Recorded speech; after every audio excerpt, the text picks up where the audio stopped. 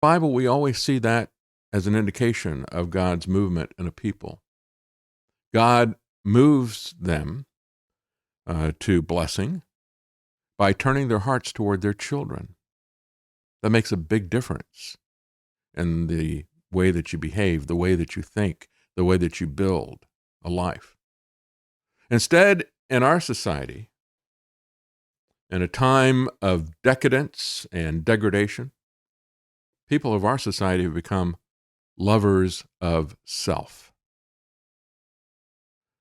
So that's the kind of society that the Bible always points at as a society that is setting itself up for judgment instead of for blessing. If and when God changes our hearts, turns them towards our children, then he'll be preparing us to bless us. We can see that in the Pilgrims and in the founders of this country.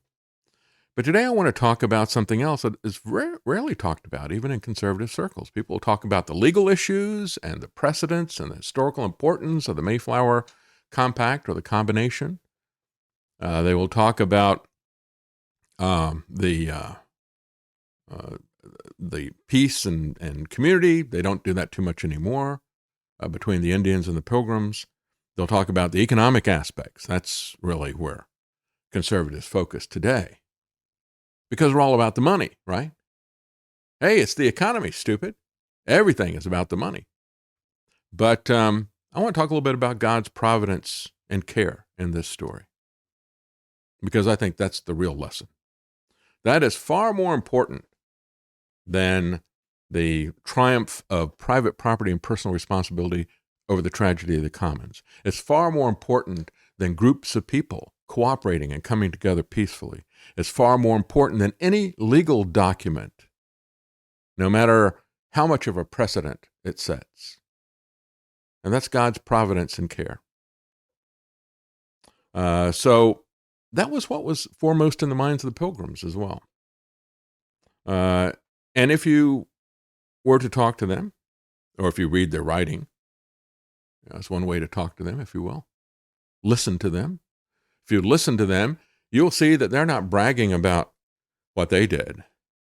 They give the glory to God. They honor God. They would say that and did say it over and over again. Today, in many ways, we are like them. We are pilgrims and strangers on this earth. That is a Christian idea.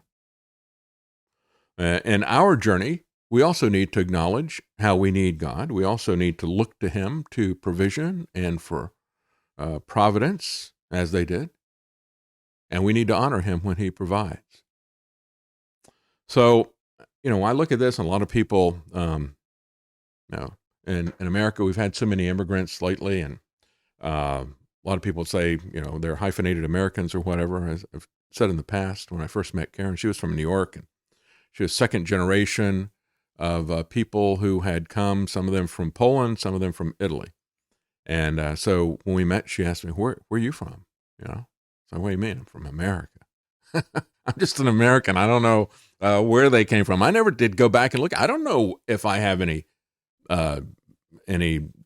physical connection to the people who were there at the Mayflower, or if it was to somebody who came later.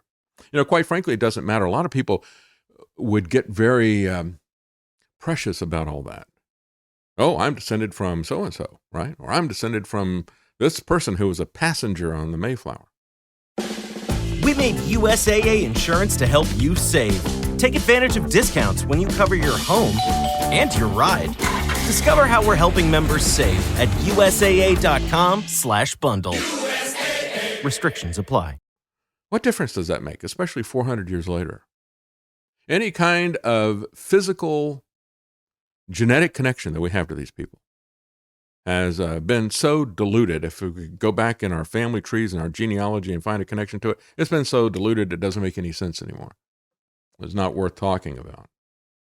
But there are other ways that we could see ourselves as connected to them. And I feel a stronger kinship to them from a spiritual standpoint. Forget about the physical standpoint.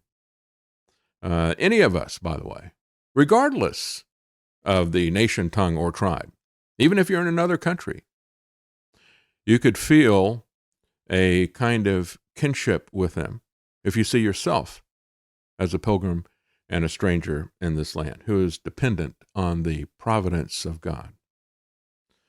So I want to just briefly go over, what is providence?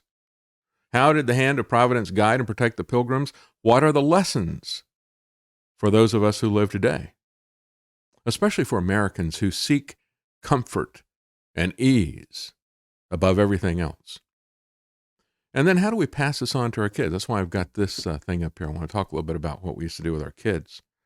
So what is providence? Well, the dictionary will define it as care or preparation in advance, foresight, or divine direction. And I think all of these things are seen in the story of the pilgrims. We can see the care, the preparation in advance by God. We can see his foresight and his divine direction. I have a different definition of providence. I kind of think of it as a chain of stealth miracles, things that you wouldn't recognize as a miracle. They seem pretty ordinary. If you looked at any one of them, you'd say, well, or even just a couple of them together, you'd say, well, it's just a coincidence that these things happen. Well, that's really nice, but it just happened. Happenstance. Now, sometimes God will answer a prayer miraculously. Sometimes he'll heal people miraculously. I have 2 volumes of books about verified eyewitness stories about miraculous healings. Many of them just, based on prayer.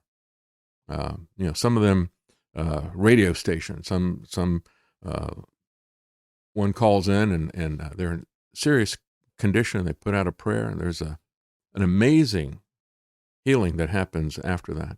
So God will sometimes do that. He still does that. He's still in the miracle business.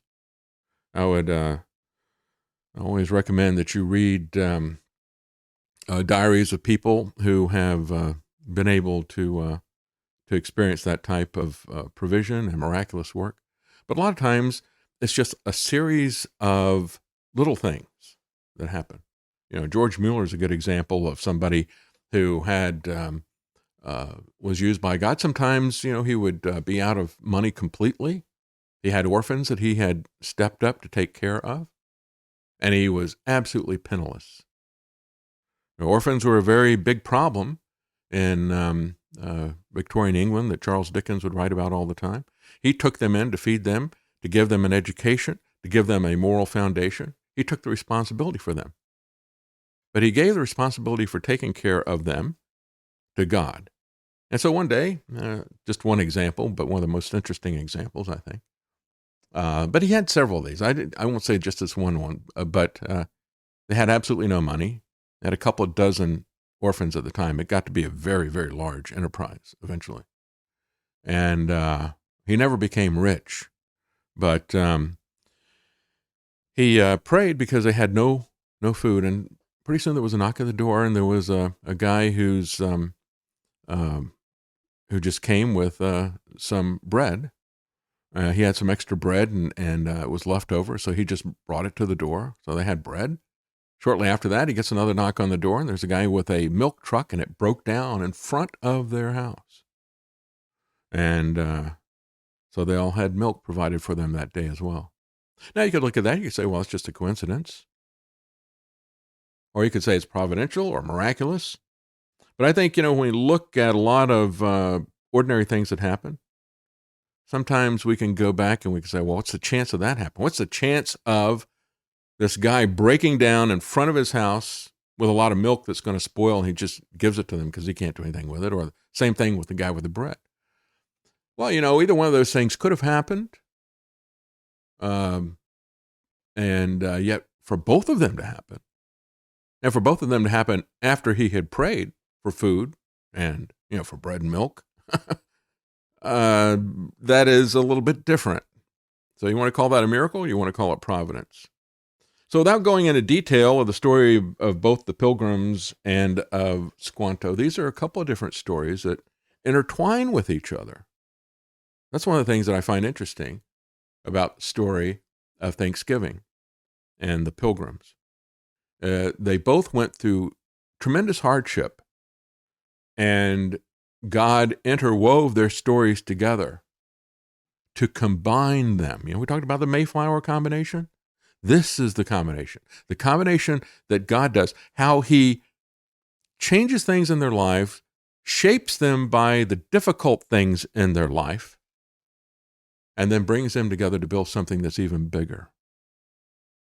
It really embodies all of those previous things that I talked about, but in a much more important way. The financial aspects of it, the combination aspects of it, the building of a common thing with disparate people, different backgrounds, different nations, tongues, and tribes. So, when the Pilgrims came, they had gone through a very difficult time of religious persecution. They had been jailed. They had lost property. They had to flee. They fled to Holland. There in Holland, they were left alone. It was a very rich and secular country, very much like America today, and in that regard. So they didn't bother with him. They frankly didn't care too much about it. And so the Pilgrims stayed there for a while, but then they started to realize that there was something that was very seductive in this secular materialism there.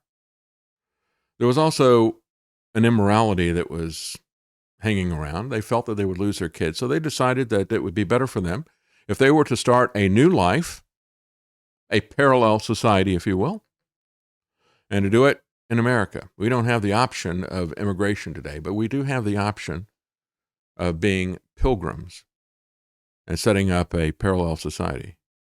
The Puritans had tried to purify their society by staying there. The Pilgrims said, that's okay, we're going to go do our own thing. There are elements of both of those things that we should and could do today. But I think the Pilgrim side of it is going to be the most important, the parallel society. And so, as I said, they'd suffered a great deal of persecution, and then as their journey began, there was even more persecution. There's even more difficulty. They had 3 ships worth of people and their possessions. One of them was not seaworthy. They had to turn back. They had to pack everybody in those 2 remaining ships. We have been to Plymouth, and we've seen the historical community that's there. We've gotten onto the ship. It was unbelievable that they would have over 100 people there. It's like, I don't know what they did. Was it like standing room only? Did they stand the entire time? It was horrific, the conditions that they were under. Very long journey by sail. And, of course, they had storms. They had damage. The main mast was broken. They nearly were lost at sea.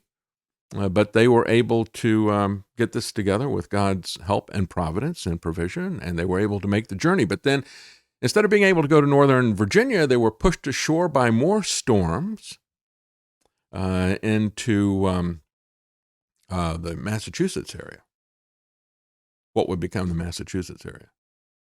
And so they knew they were in the wrong place. They tried to get out several times. They kept getting pushed back and pushed back and pushed back. So finally it's like, this is where we're supposed to be. We can't get anywhere else. That's why they put together the Mayflower combination.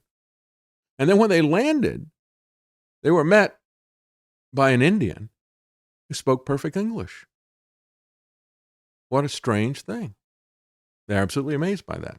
And, of course, the area where they landed, another interesting coincidence, isn't it? The area where they landed was uninhabited.